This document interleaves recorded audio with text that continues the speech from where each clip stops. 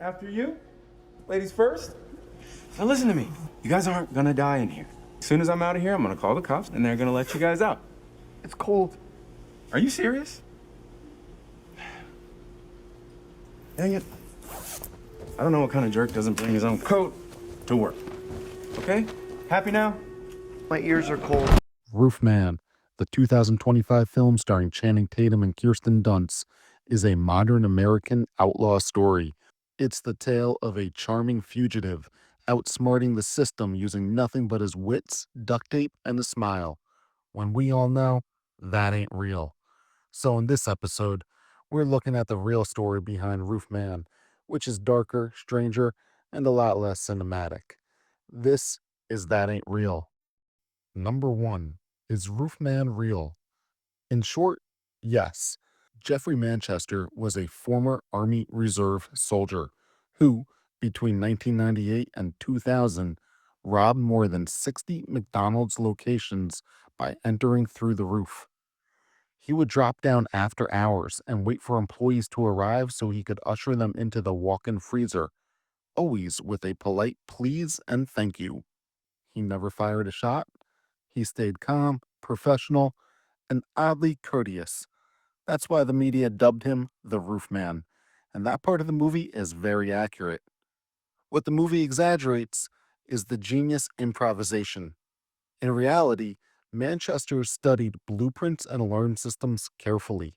He was selective when choosing locations. He was not impulsive. He was methodical.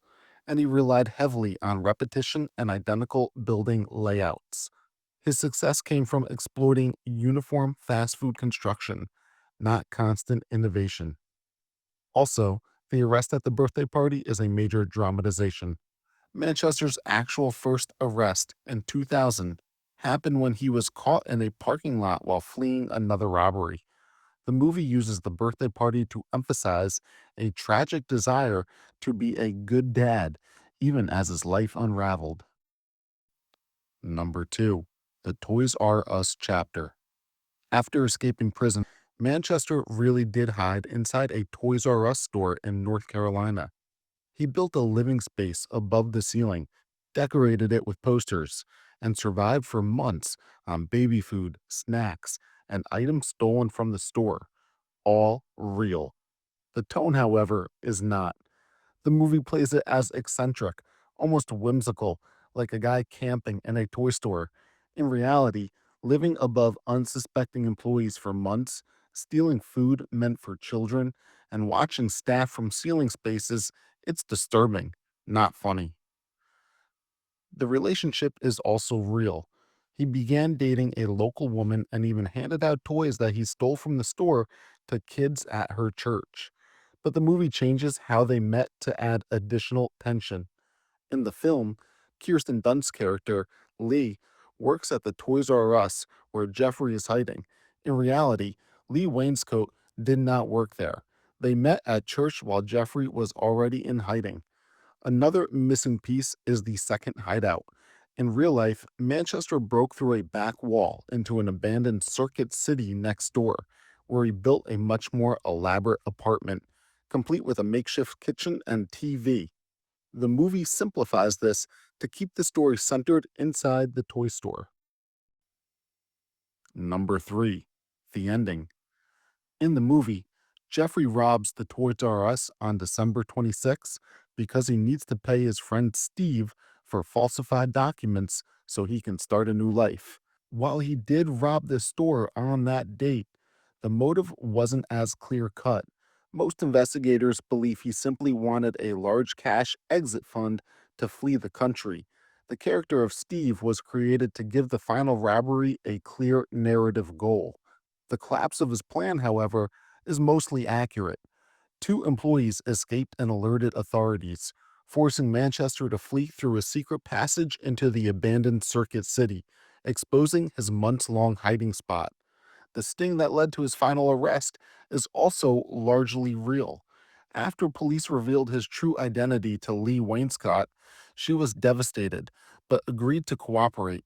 On January 5th, 2005, She arranged for him to come to her apartment for her 40th birthday dinner. Jeffrey arrived with flowers.